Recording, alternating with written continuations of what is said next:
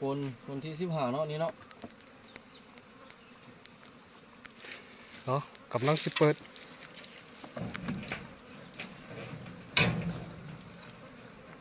กำลังเปิด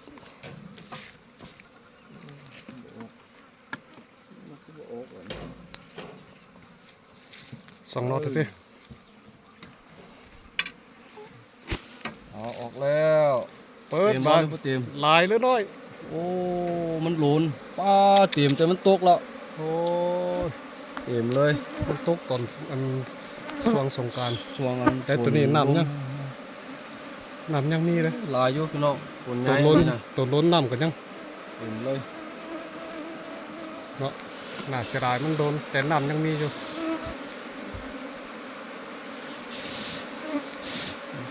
โอ้ตาสะมันเต็มใช่ไหมนี่ป้าป่านนั้นตายเลยว่าเนี่ยบักหูป่านนั้นก็ตายเงี้ยวมันมีน้ำรอเลี้ยงกินเยอะเลย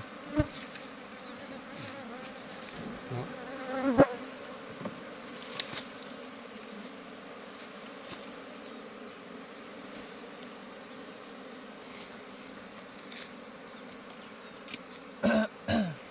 แกะอ่อนทั้งลุงกันไหม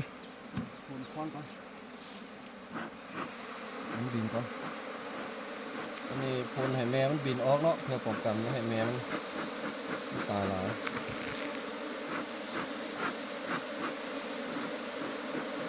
บินออก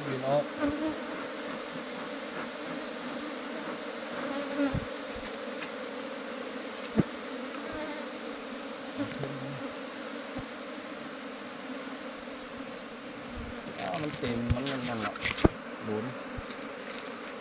ลมพัดแห้งพดมีแต่น้ำหมดเนาะแต่น้ำสดงามสดเลยสดงามเป็นความตั้งใจของผู้ฟาดตอกหนึ่งเลยแต่ละห่วงแต่เป็นซอบเป็นแฟนเนาะ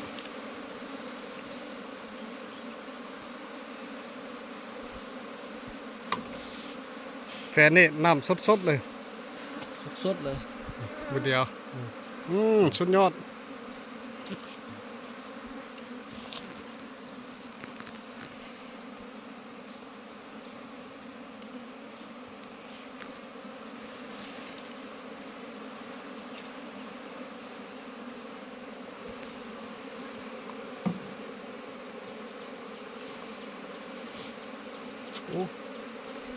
ตุ๊กแมวก็บิน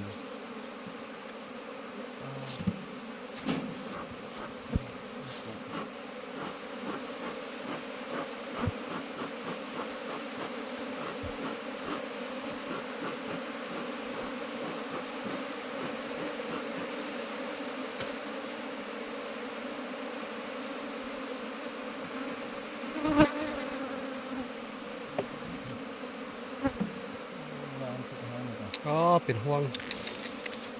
ชุดยอดขอตายได้เป็นซอบเนาะใครสนใจติดต่อเด้อ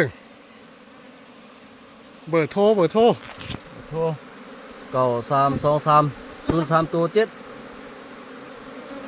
932303ตัว7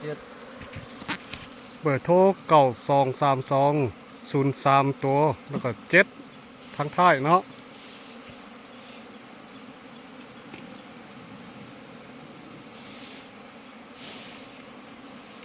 เท่าแมวครับมันไม่ย่องเนาะย่องแต่นั่นน้ำประถาไปจำร้านนี้ไม่เจ็บความงาม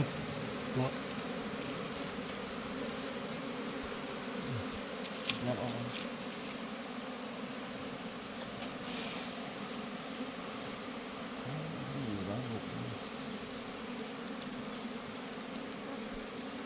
โอ้เงาเถอะป่ะจำเพิ่งเลยเนี่ยเงาได้เป็นซอกเกือบซ้ำมักดิ้นไหมมาไว้เสียครับก็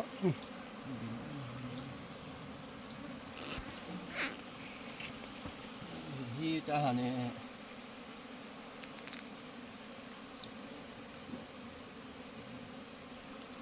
พี่จะบอก